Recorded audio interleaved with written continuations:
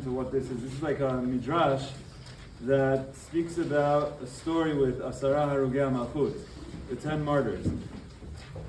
Essentially, with the way this midrash presents it is that the Roman Caesar goes to the Kohen Gadol and says to him, "Hey, I have a question for you. Tell me the truth." He says, "Sure." He said, "It says in the Torah, I have a question for you. What's the law if someone kidnaps a person and then sells them? What's the halacha?"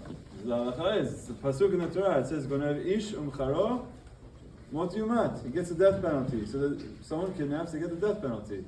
And the Roman Caesar says, "Okay, what happened to the 10 Shvatim when they kidnapped their brother Yosef and they sold him? Did they ever get punished?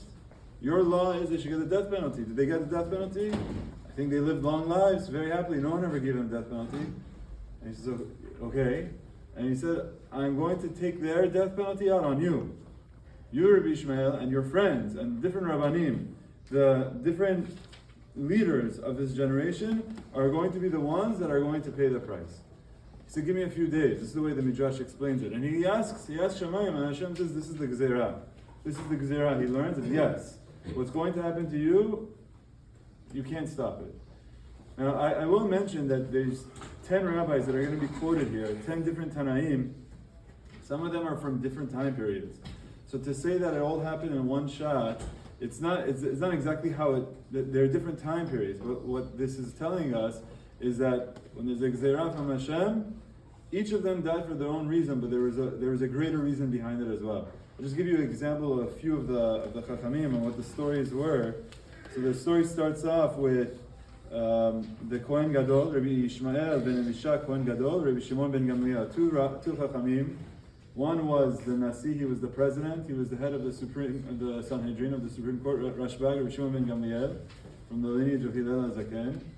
And then you had another one who was the Kohen Gadol. You had the two leaders, the head of the state and the head of the Kohen Gadol. And he told them, "I'm going to kill both of you. You tell me who you want me to kill first." Each one didn't want to see his friend get killed. Imagine. So each one said, "I want to get killed first." And he sees how they can't agree. He says, "Okay, so we're going to do a lottery." And it falls out that Rabban Shimon ben Gamliel is going to die first. This was the Nasi, the president. So you can imagine how there was no one to defend us. You had their president, the leader of Am Yisrael. No one was there to defend them.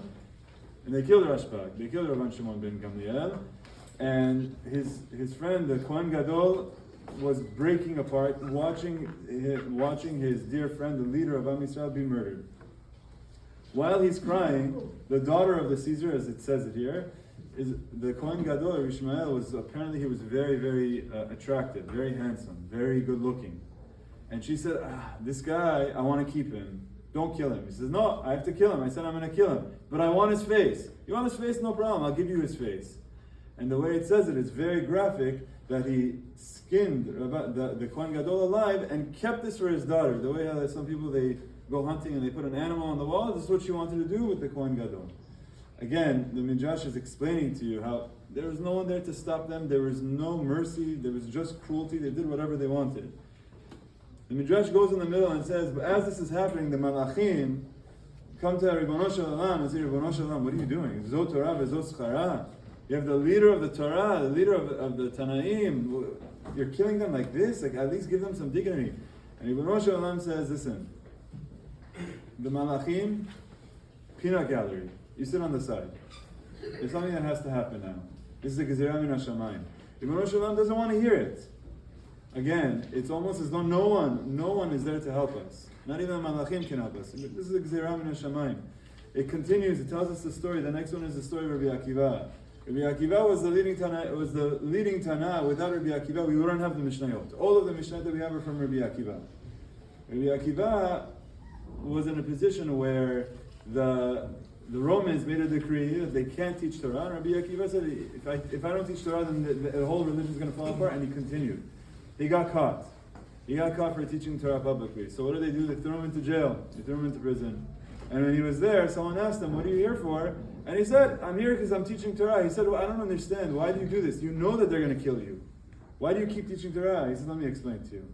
You know, this is like, it's a mashal of a fish that's swimming in the river, and there are people that are going fishing, they want to catch the fish. So there's a fox on land, comes and says, hey, I could protect you. Those men, they're going to catch you with their fishing nets. But if you come out on land, I could protect you. And he says, the fish says to the fox, they call you a wise fox, a sly fox. You're a tipesh. You're an idiot.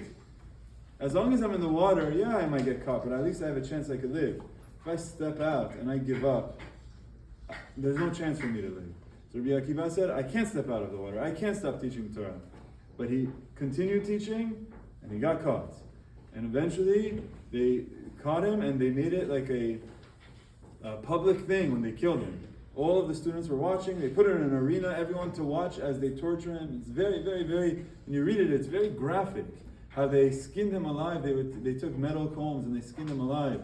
And the way the Gemara explains the story is that the students tell him what's going on, what are you feeling, what are you thinking? And he said, my entire life I read the Shema Yisrael, and the Shema Yisrael it says, V'ahavta et Hashem Elokecha v'chol levavecha v'chol nafshecha, you should love Hashem with your entire heart, your entire soul, afilu hu noten nafshecha, even if it means taking your soul. He said, my entire life I read this, and I knew it. Now I get to do it. Now I get to give my life for Ribono Shel Olam. And he passes away saying, Shema Yisrael, Adonai Eloheinu, Adonai Echad, is the way the Talmud explains that he dies in the word Echad. Again, this is the leaders of Am Yisrael. And then there's another one. I won't go through all 10, but I'll tell you the next one is Rabbi Chanina ben Tradion, another leading Tanakh. We have so much from him. What they did, what the Romans did for him, Yimach Shemam v'Zikram, is they covered him with like wool. They wet the wool. They put it around his body, then they put a Sefer Torah around him, wrapped him in a Sefer Torah, and they lit the Sefer Torah, his Sefer Torah, the Sefer Torah that he would learn from. They took his Sefer Torah, they wrapped it around him, they set it on fire. And they put the padding, like cotton or wool, to make sure to prolong the death. He wouldn't just burn, it would endure suffering for a long time. There's a very famous story in Gemara of Asara, where again his students are watching him and they're saying, Rebbe, what do you see? What's going on? Oh, I should say beforehand, before they did this to him, they asked him, we told you not to teach Torah, you taught Torah, why'd you do this? And the Gemara says very strongly, this is what I was asked to do, this is what Hashem asked me to do, this is what I'm here to do, and if it means I have to give up my life, I'm willing to do it. Now to understand that the Romans they wanted to kill us anyway, they were just coming up with these excuses. And so when they did this, the students asked him, Rebbe, what do you see? And he says, the parchment of the Sefer Torah is burning. The parchment is burning down, but the letters are flying. Aotiyot porchot. What he's saying is, he's also talking about himself. The physical is burning, but what's within it, the essence, you can't burn. You can't burn the words of the Torah. You can't burn the accomplishments that I made. And here we are, many years later, still speaking about it. There's many more. There's Chutzpit HaTurgeman. Chutzpit HaTurgeman was someone who had a very loud voice. And his job was basically to be the microphone. When the rabbi would give a shiur, and he couldn't project so loud. So there would be someone right next to him that would project it louder. So he was the one that everyone learned Torah from. Even though he wasn't the brain behind it, he was the voice behind it. Everyone knew him. And he was also put to death.